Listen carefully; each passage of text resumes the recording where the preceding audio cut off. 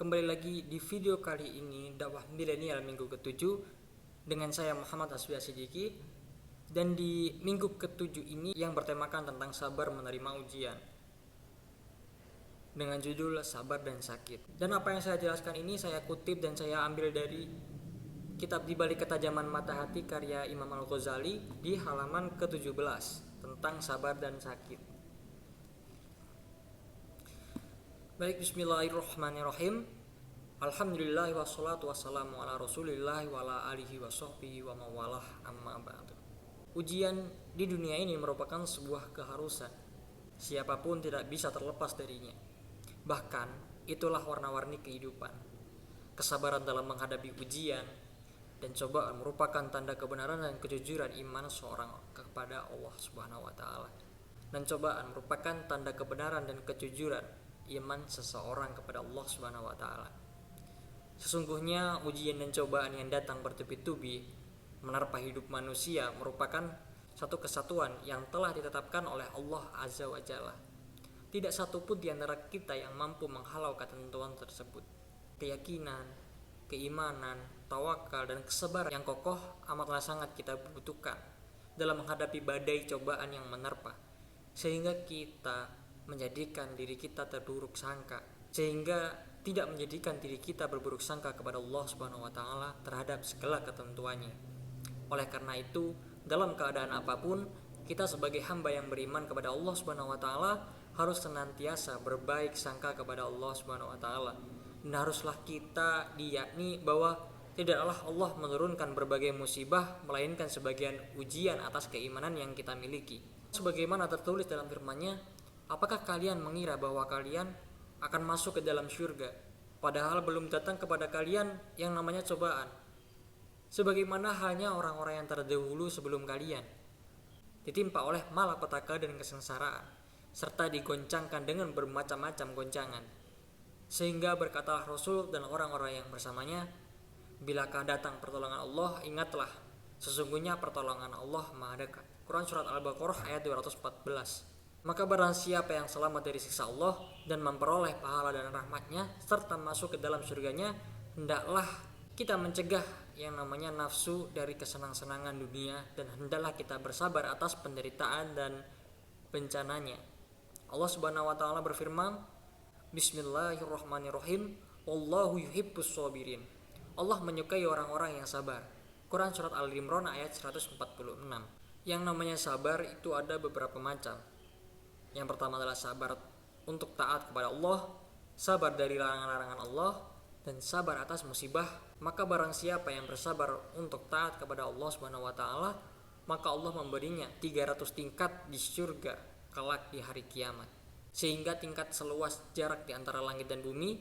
Dan barang siapa yang bersabar dalam menghindari larangan-larangan Allah, maka Allah memberinya 600 tingkat kelak di hari kiamat. Setiap tingkat seluas jarak antara langit ketujuh dan bumi. Dan barang siapa yang bersabar menghadapi musibah, Allah akan memberinya 700 tingkat di surga. Setiap tingkat seluasnya antara arasy dan bumi. Diceritakan bahwasanya Nabi Zakaria alaihissalam lari dari orang-orang Yahudi dan mereka mengikuti jejaknya. Setelah mereka dekat dengannya, dia melihat sebuah pohon dan berkata pada pohon itu, "Hai pohon, masukkan aku ke dalammu." Kemudian pecahlah pohon itu dan dia masuk ke dalamnya. Kemudian pohon itu rapat kembali menyembunyikan Nabi Zakaria. Iblis datang memberi saran kepada mereka untuk menggunakan gergaji dan membelah pohon itu menjadi 2 bagian agar Zakaria mati di dalamnya. Akhirnya mereka betul-betul melakukan apa yang dikatakan oleh iblis.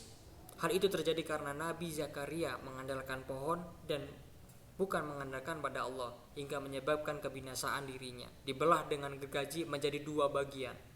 Seperti yang telah diriwayatkan dari Nabi Muhammad SAW bahwa beliau bersabda, Allah Subhanahu wa taala berfirman, seorang hamba pun yang terkena musibah lalu berpegang kepadaku, kecuali aku memberinya sebelum meminta kepadaku, dan aku akan mengabulkannya sebelum ia berdoa kepadaku. Dan tidak ada seorang hamba pun yang terkena musibah lalu bergantung kepada makhluk selain aku, kecuali aku tutup pintu-pintu langit baginya. Dan kemudian ketika gergaji sampai pada bagian otak Nabi Zakaria, dia berteriak. Lalu dikatakan kepadanya, "Hai Zakaria, Sesungguhnya Allah berfirman kepadamu, mengapa engkau tidak sabar menghadapi siksa, dan berkata, seandainya engkau mengatakannya sekali lagi, maka aku akan keluarkan namamu dari daftar para nabi. Akhirnya Nabi Zakaria menggigit bibirnya dan bersabar hingga mereka membelahnya menjadi dua bagian itu. Untuk itu wajib bagi orang yang berakal untuk tetap bersabar menghadapi bala dan tidak mengadukan kepada manusia, agar dia selamat dari siksa dunia dan akhirat. Karena bala yang paling berat adalah bala yang ditimpakan atas para nabi dan juga para wali. Junaid al-Baghdadi pernah berkata, bala adalah penerangan bagi orang-orang yang arif, kebangkitan bagi orang-orang yang menghendaki ridha Allah, kebaikan bagi orang-orang mukmin, dan kebinasaan bagi orang-orang yang lengah. Tidak seorang pun akan mendapat manisnya iman, sehingga ia telah ditimpa yang namanya bencana, lalu ridha dan bersabar. Seperti sabda Nabi Muhammad SAW, barang siapa sakit dalam semalam lalu sabar dan ridho kepada Allah Subhanahu Wa Taala, maka dia keluar dari dosa-dosanya seperti pada hari saat ibunya melahirkan. Maka kalau kamu sedang sakit, janganlah terlalu mengharapkan sembuh. Ad-Dalak juga pernah berkata, barang siapa yang tidak diuji dengan musibah, kesusahan ataupun bencana dalam setiap 40 hari, maka tidak ada baginya di sisi Allah sebuah kebaikan pun. Dari Mu'az bin Jabal radhiyallahu an, dia berkata, ketika Allah menguji seseorang hamba mukmin dengan sebuah penyakit, dia berfirman kepada malaikat sebelah kiri, angkatlah penulisan kolam atau catatan amal darinya, dan berfirman kepada malaikat sebelah kanan, tulislah untuk hambaku sebaik-baiknya amal yang pernah dia lakukan.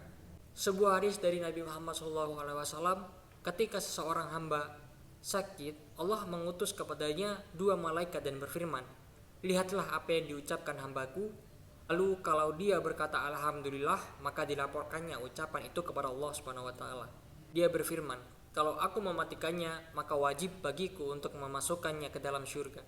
Dan kalau aku menyembuhkannya, maka wajib bagiku untuk menggantinya dengan daging yang lebih baik daripada yang semula, dan menggantinya dengan darah yang lebih baik daripada darahnya yang semula, serta menghapuskan semua kejahatannya.